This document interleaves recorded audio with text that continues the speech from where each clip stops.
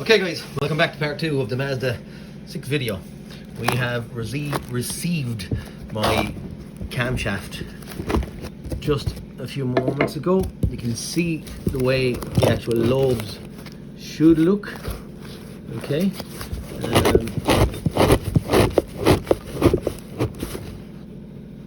That didn't wear, but these ones actually did wear. I've also gotten 4 rockers. And the rockers actually, that centerpiece runs on that little tab that was in the middle, and then these 2 polished surfaces here actually run on the camshaft in here. Okay, the center little piece is kind of, try and get it on camera, I don't know if I can, kind of spring loaded.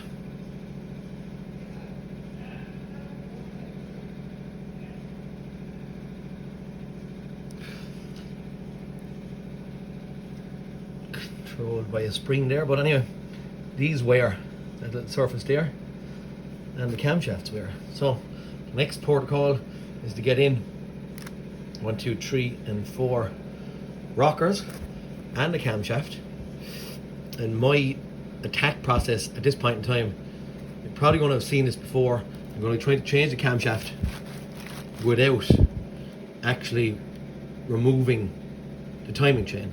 Okay, I'm not saying to do this. This probably isn't going to be the way that a lot of people will do it. This is just the way that I do it. Okay, so don't blacken me for saying, hey, you shouldn't be doing that. I know that, but here's where I'm at. I try and change it. I have done it on numerous occasions. Had a little special tool made up, can't find it now.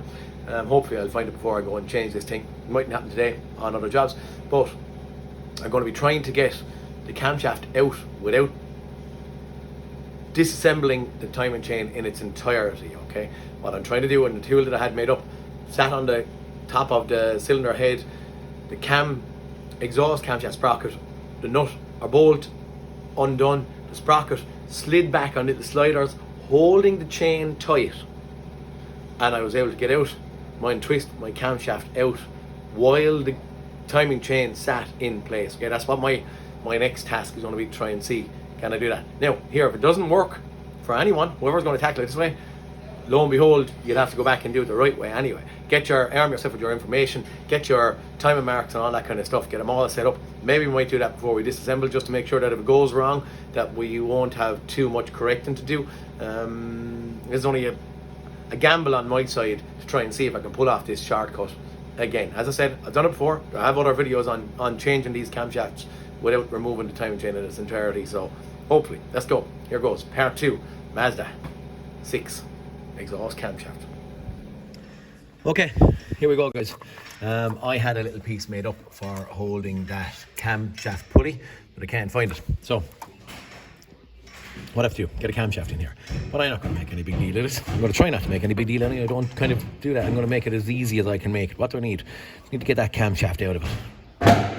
But in order to get that camshaft out of it, I need to get the camshaft pulley off of it. I need the camshaft pulley to go nowhere, stay where it should be.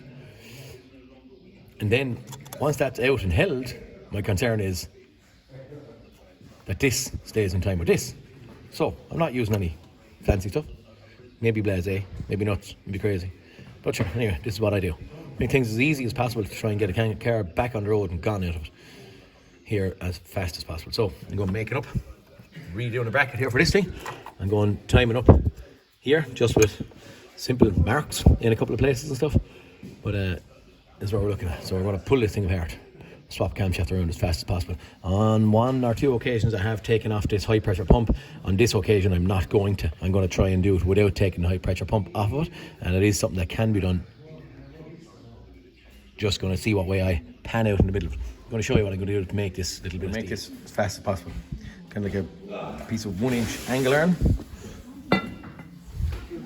I'm after measuring 120mm overall length, 100mm centers for 2 holes to be drilled, and I'm just after cutting a little bit of a chamfer off here for myself, and I'll show you what I'm going to do after I drill these 2 holes. I'm going to drill them with an 8mm drill bit to give myself a little bit of maneuverability when this thing has been fit. Okay, now to drill my 2 100mm holes on my 120mm plate, what I've done is I'm just sitting in a bolt here in the actual slots. I don't know if you can get it or see it, where the actual in the camshaft pulley themselves. Now I have another one over here that I'm going to do that will could raise that up a little bit when I'm going to actually put the spotter weld on it, but for now I'd say maybe I will sit up maybe 2 or 3 mil. All I'm going to do is mark them, take them out, put a spotter weld on them, sit them in and just have a look and see. Okay, it's as simple as that. That's going to hold that pulley for me. I'm going to crack the bolt, take out the bolt, leave it sitting on the leg of the camshaft, and then slide it back out on these, hopefully, bits on that bracket. Okay, what I've done is I've put a tack of spotter weld on these 2 bolts, and I'm sitting it in place, and I'm relatively happy with the way that is fitting in there. So we're going to go and make this thing solid so I can squeeze it in, bolt up, okay? Okay, what I've done, I've got a 22 spanner on my camshaft to stop that turning. Then I'm after going in with a long 17 spanner, and I'm after cracking a nut on the, just so that it's not locked solidly tight, still more than finger tight. And then I just sat back in my little timing tool, as I'm going to call it, to make sure that it'll hold pulley where it all sits still in situ. I don't know if you can see the way the actual bolts are sitting into the little holes in the pulley. So at that point in time, I'm ready to take out a nut of the camshaft pulley, put in 2 bolts in the actual steel bracket, and slide off my camshaft pulley. Okay, in, squeeze up my bolts. As far as I'm concerned, now at this point in time, that pulley cannot turn, can't move anywhere. Bottom end can turn, because that top end can't turn. So I'm saying that this is held.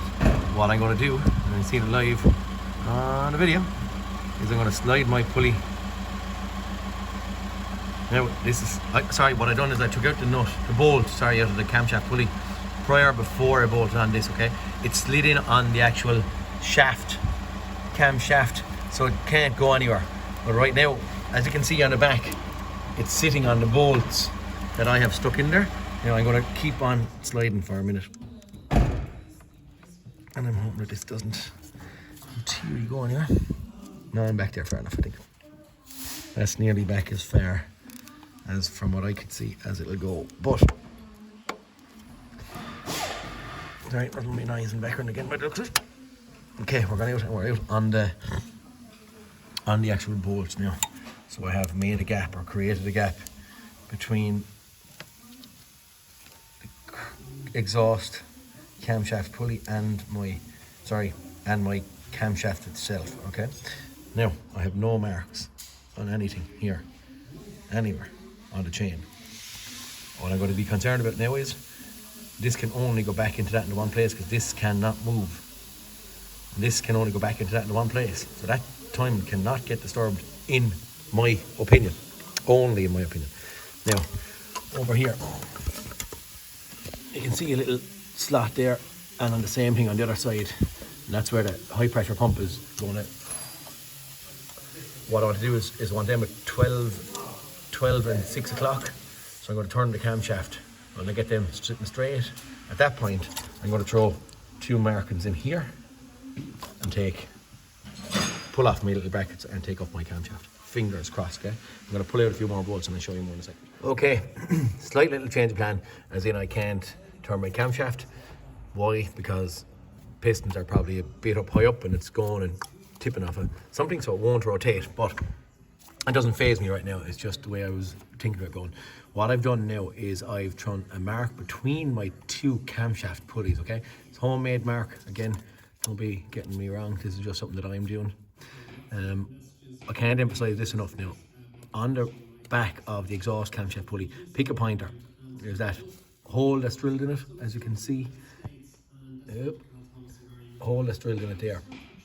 At the lower side of it, I counted 1, 2, 3, 4, 5, 6, 7, 8, and then the 9th tooth I marked. So counting from that tooth there, not that one, this one on the lower side of it that's covered with my finger now. I counted 9 teeth down, put a marker across, and you can see that it's nearly opposite that hole. Not that the hole matters. Now, from there, I've come up and come onto the new camshaft that's going in, okay? 2 holes in the back of it, but that's the one we're looking at on my car. I don't know if you can count there. I'm not going to try and put a finger on it, but there's 9 teeth on the lower to the left side of the hole, all the way down to where my marker is, okay? So I'm going to start taking out that camshaft. That's my marks. I'm happy with my marks. That, I'm happy. Camshaft can turn, crank can turn because camshaft pulley can't turn. Now, I'm going to take out a little bracket. Sorry, camshaft clamp in here I have taken out. She's sitting up here. And now I'm taking out these caps. Have them marked. 1, 2, 3, 4. I'm going to pop the cap up. I'm going to take up the camshaft. But once that stands up, pops up a little bit, at that point I can rotate it, okay? And that's what I'm going to have to get out this. All I'm trying to do is point out that camshaft will not come out. It won't just pop up in your hand. You have to try and rotate it because we're trying to get it away off the high pressure pump over here without dismantling this side of it as well, okay? It's really cut and corner measures, but this does work for me, okay? On the go, I'm going to take off my caps, get the camshaft up, and I'll show you. Okay, I have my caps off now. As you saw, my marks are there, but I want to get my camshaft to line up over here. As I said, 12 and 6 o'clock to let me pump, but the camshaft, while I'm twisting, it actually is coming loose here. Now, without any much ado, as the man would say about anything, I'm turning her slightly there now, and I'm fidgeting and wanting this to come out without, as I said, taking off I could be, I'm going to get caught, sorry, I'm getting caught on a wire down there. It should wiggle out, and she just has wiggled out. Okay, one cami shaft out in her hand. This thing, watch out, this, I don't know what you'd even call it, like a spacer, a gear type thing. Make sure that doesn't fall off, that doesn't go back in. Your pump won't be turning. Now, here we're into all our rockers.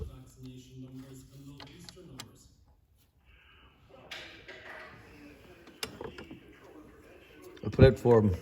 We'll have a little look at these in a second, okay? Okay, here's the 4 old rockers out on the ground.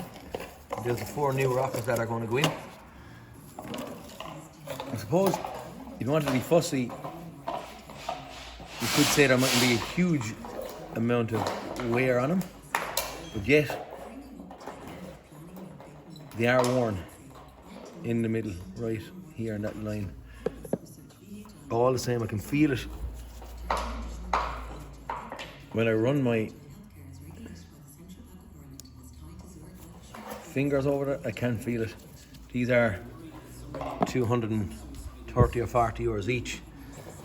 Anyway, there are 4 nice shiny new ones here with no wear on them whatsoever. It's these bits here that runs on the camshaft, and that's the worn bit of the camshaft, okay? And as I said there, you can see them just being pucker marks in it. You can actually probably see it. I'm going to do that. Sorry, I was touching the screen. Sometimes it kind of focuses a little bit better. You can see where it actually is worn. Sure, neither here, there. They're going in. Now, they're very easy. They're very easy to drop in. So, I'm going to just catch them, plop, plop, plop, pop them into place. And then I'll show you again, okay? Probably could nearly grab the 4 of them and throw them in. Well, we're running live here. Okay, there's nothing really fancy down and in here. You just sit in. As someone said to me in one of the comments one day, et voila. I remember who it was, but et voila. Sorry, when I look away, my headlight probably takes the light off the camera and you don't get to see. But they're that easy to get in. The other ones don't wear, guys, for some strange reason. So these single width ones do not wear. The, well, at least I haven't ever seen them. The bearings don't go on them. Any of that crack. So look, there's that, and we're going to try and get in my new camshaft now. And as I said, I pointed out a second ago, I have my marking that I am happy enough on this. So when I put this back in, this is going to line up with that. And then these have to pivot a slight little bit, a couple of degrees is all. But to line up to get my Woodruff key into my pulley here, this is a straightforward thing. It can't go wrong to me. I'm just making it easy. Maybe don't blame me. But if you tackle it and it doesn't work out, but this is what I do, and I'm happy with this. I'm going to throw in the camshaft. Camshaft in. Couldn't hold the camera on my own here. Don't have tripods, any of that crack. Just sat it in on the little space for the back for the pump. Brought it from kind of a 30-degree angle or whatever down. When I was running it down, I just sat in my mark where I wanted. Now it's easy to the point that if I get my spanner again, there's only like 3-minute delay. If I get my spanner and bring it up, I'm not afraid of it. Like this is something that I'm just sit it down, sit in my mark, and I get my spanner. I'm just going to twist, and it just twists into place, guys, okay? Now, she's sitting there. At that point in time, I'm going to get my 4 caps out of front up there and drop them back in. You don't need really to see me dropping in the caps and all that crack, see? I don't think you do.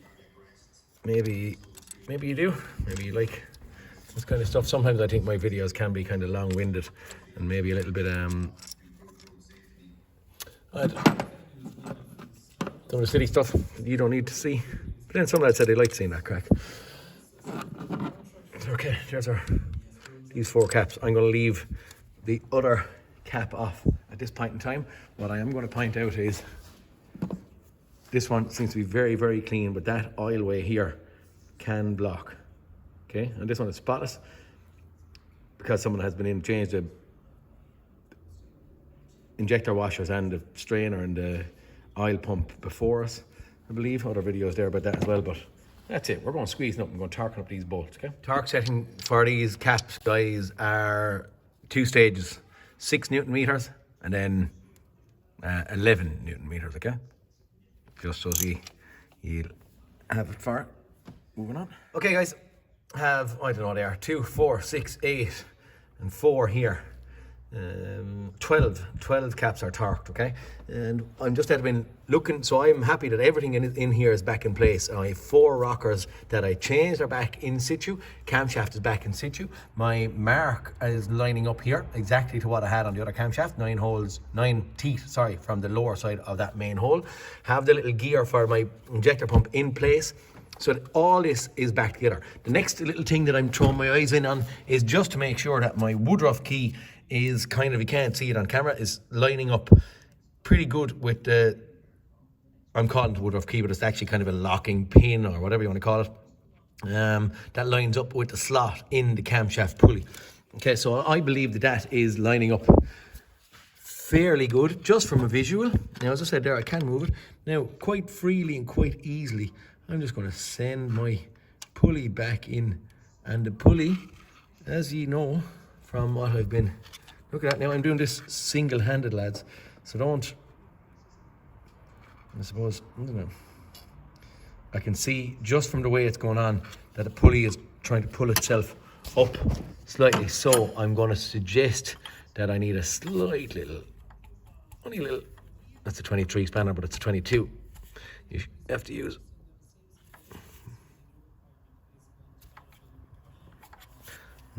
Okay, right, I think I'm fairly okay at that. Okay, give it a little fidget here. What I forgot to mention actually was just make sure that your camshaft, I think I'm actually got in. make sure, I'm kind of looking, make sure that your camshaft stuff turns. So I'm sliding it back out there again. My eyes are not really where my camera is. But if we're watching, okay, you can see that it's just gone in.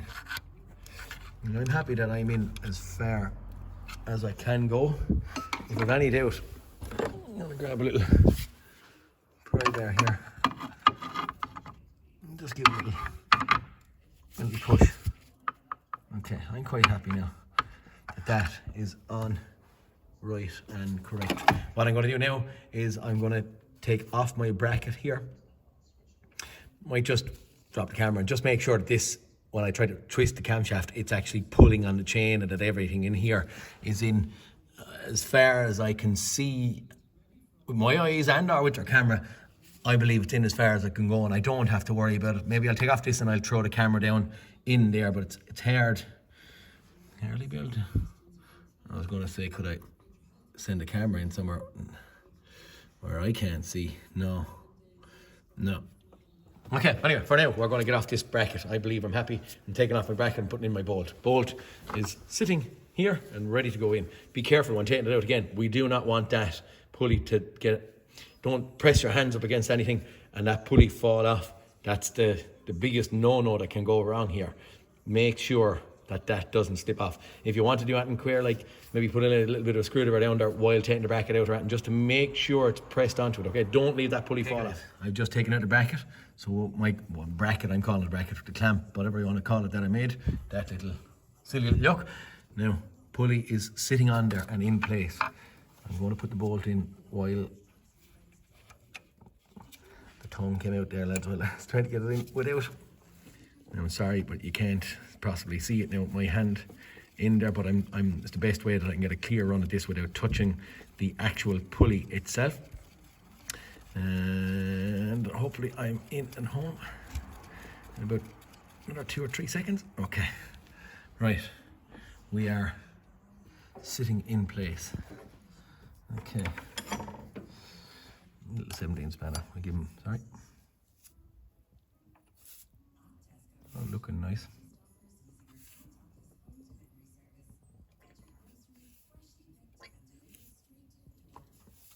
That's actually, I'm going to go along and I'm actually going to get my spanner on the shaft again and I'm going to torque that. It's 136 Newton for that bolt here, okay? Just for it again. Okay. Don't know. At this point in time, we have all our bits and pieces back together. Now the torque and my bolt here. I have locked up. This is my fancy lock up one wheel. And then I put it into fourth gear and I just, the other wheel's up off the ground and I spin the wheel just to spin the engine. Spun around. I had a little homemade mark down here that I have lined up again. Put a little mark over there just before I give it 2 turns. Little marks back lined up in there. All I'm doing is just making sure you can actually see from the island camshaft that it's after spinning. And all I have done is just giving it 2 or 3 turns. Quite easy to spin now because we have no injectors in there. And because we have no injectors in there, there is no compression at this point in time, okay? That's kind of it. Just make sure everything is spinning freely before it goes back together. I've nothing clicking. I've no little followers or lifters that are popping out of place or an air crack, but that's the camshaft being changed. Right, so on we go. We're going to stick this thing. It probably is a bit long-winded, but I'm going to stick the rock cover on. I've other videos about injectors and all that crack, but I'm going to, now at this point in time, I'm going to put this thing back together and we'll see where we stand at that. I think that is the camshaft, the main bit that I was trying to show to you. I thought was going to be hard to maybe do. I'm not stopping at that, but what I am doing is, I suppose at this point in time, I'm just going to drive on a little bit, get this thing thrown together. I'm at it now about 3 hours maybe or so to swap around that camshaft and making up that little bit of a bracket. Yeah, I don't know, just get the rocker cover on it and get it set up. Hopefully it's 6 or something like that. What I'm hoping is that I'll throw the rock cover in, get a few bits and pieces back together before I vamoose out of here tonight. Tomorrow then I'm hoping that this thing is going to be together nearly when I come down in the morning and we can just turn the key.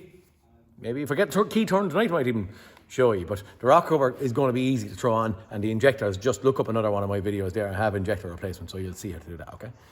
And we'll talk to you in a second. Fast pointer before we put it back together. I'm going to just use an EGR and stuff cleaner. I actually forgot to mention it, that this little thing on this, it sits on top of the two camshafts, inside here, and it sprays oil out through these little weep holes, as you can see down here. Just make sure that those little holes are clear, okay? What I do is I just spray a bit of carb cleaner on them, and I actually block that, send in the little nozzle into that hole or the oil feed, and I spray it through, and then eventually I'll see it dribbling out the bottom holes and starting to spray out the top ones. Bit by bit, there's actually a brake clean or intake cleaner, whatever you want to call it, going in and dripping out of the holes at this point in time. A little shot of air, just to be sure, okay? They can sometimes get blocked. In this case, they're not, but they can, okay? Just before you squeeze on a rocker cover. Guys, again, just to point out, I had done an injector replacement video there, tutorial, whatever we're going to call it. What I had is someone made a comment, and what they said was that the auto data injector torque settings I gave, I can't remember what it was it 6 Newton meters or something like that, and I can't remember what it was anyway at this point in time. I'm going to get into the settings now, but if you look at my injector replacement, you'll see what I'm going to put up. But your man said that my injector torques were wrong or incorrect, and that there was another injector. So maybe do a bit of research on the injector torque settings on my other video, just on the off chance that auto data is wrong. And I never got back to this fella. He was meant to send me an email, or I was meant to send him an email or something like that, but it slipped by me and I didn't get around to it. Just watch the injector torques on the other video that I have made in case they are wrong. I don't know the updated ones that he has. I'm using my old ones again, and if auto data is wrong, well, look, for now we're going to drive on and torque them up. So I'm going torque and injectors now. Nearly back together, rocker cover on, all clips, clasps, block connectors and all that stuff put together, and get them torqued down. I put on a few injector pipes, and at that point go and bleed this thing, okay? I think I'm going to close it up for tonight. It's gone 7 o'clock, it's nearly 7:30, so I'd say for now I'm going to pull the plug, head away, finish it off in the morning. Guys, hey guys, just had to do my first start. Up she went, she ran, and lo and behold, I don't know if we can see it, but I have a little oil leak in here, so I'm on my rip apart again. Injector pipes off. What happens to us all? Backwards she's going for an hour or so there. You'll see where my rocker cover gasket is not in right. Okay guys, for the joy of it, my gasket is actually tight to get in the rocker cover. If anyone's at this, they'll know that. But the gasket was actually stuck quite solidly onto the actual head. So I didn't want to take it off, because sometimes when it's tight going in, you can snag the gasket on the way in. I wanted to leave it in there.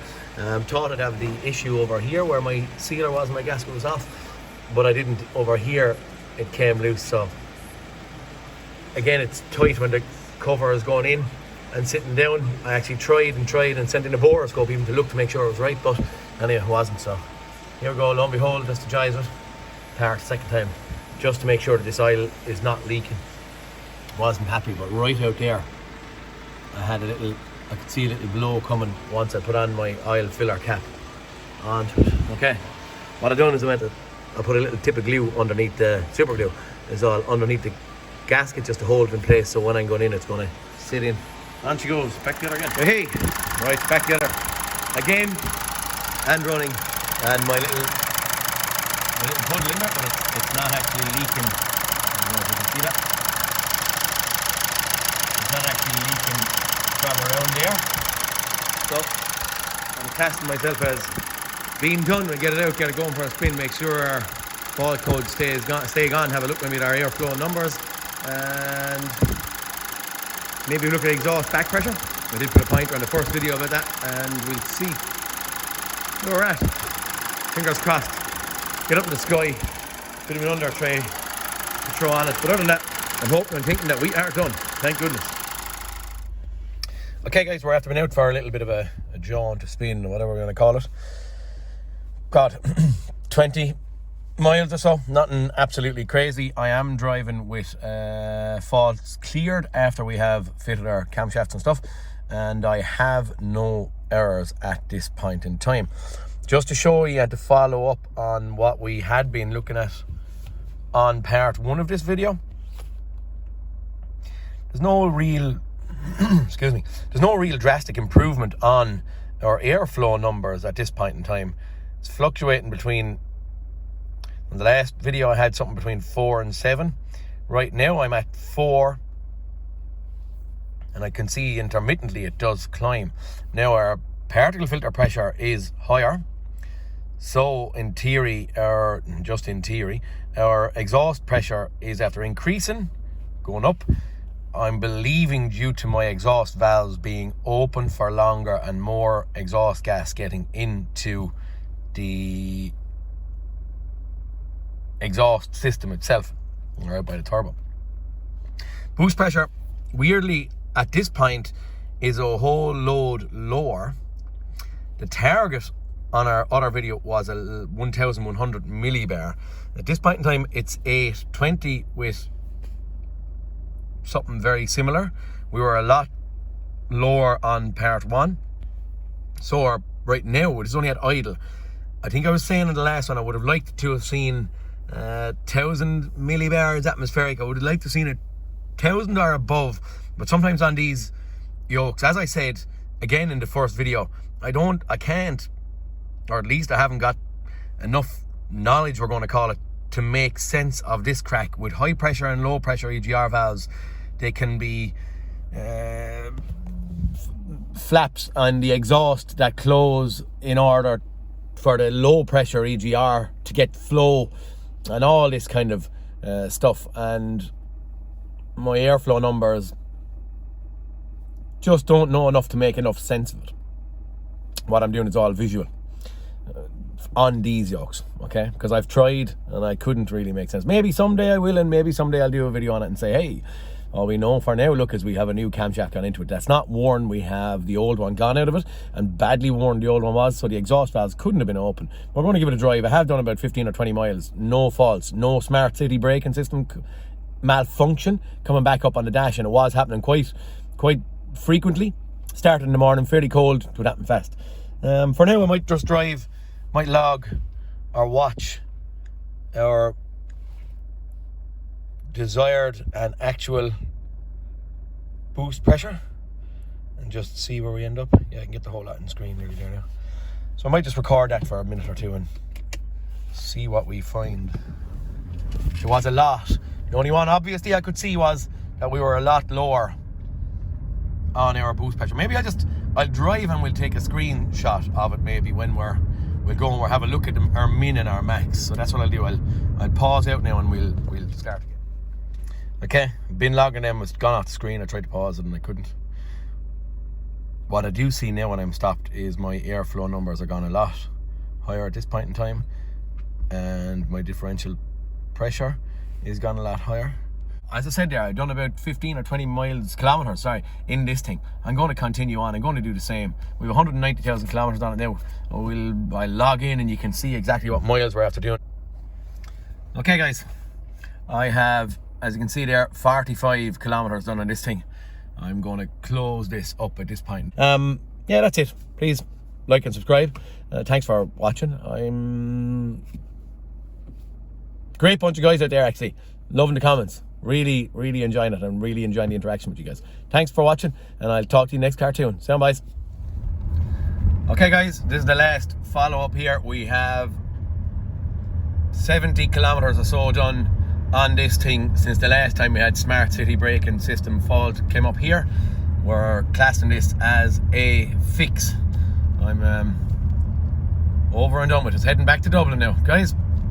Talk to you soon. Okay guys, I have done 70 or 80 miles on this, kilometers, whatever it may be, on this car, and believed it to be a fix after 70 or 80 kilometers with no SCBS forward malfunction. I just thought I was on a winner. I know I had 1 or 2 fault codes in the body control module and camera control module or some crack like that. I don't know, I can't remember offhand. I gave the car back to the man. Man came down for it, picked it up, and lo and behold, at 190,000 kilometers where I last had this fault, 190,070 kilometers is where I gave it back to him.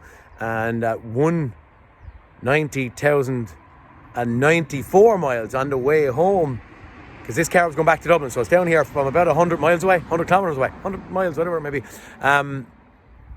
Yeah, it's not a fix, not a nice position, because I thought after doing a good few miles, driving for 3 days, and not that far away from work, and up and down and in and out, and drop-offs and pickups, and starting, driving fast, driving slow, driving easy, thought it was done. Don't like to do this.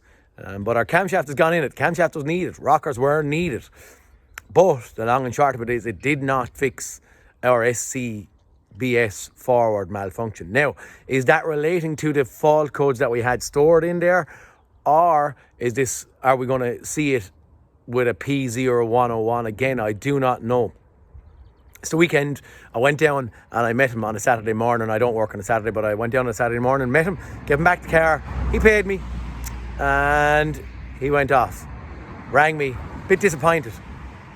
I then am as disappointed. Just this old feeling then.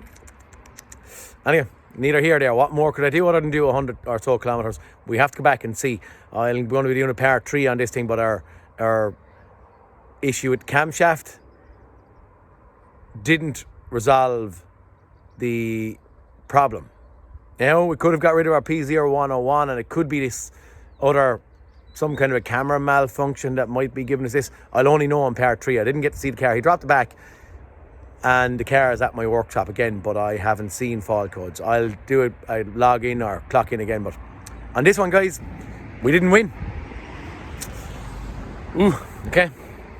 Gut wrenching, but hey, could be worse, could be worse. No one hurt, no one in any fantastic bother. It's a car. At the end of the day, it doesn't really matter. But for this man, he's surely disappointed after driving down to pick it up. The next occasion, I'm going to be probably dropping it up to him because I want to see what way it's going to act up and down this road of a 100-mile drive. And also, from this point on, I have stated to him that I'm not charging. He's going, my professional opinion at this point in time wasn't good enough. So hey, here goes. Part 3 is coming up. Talk to you again, guys.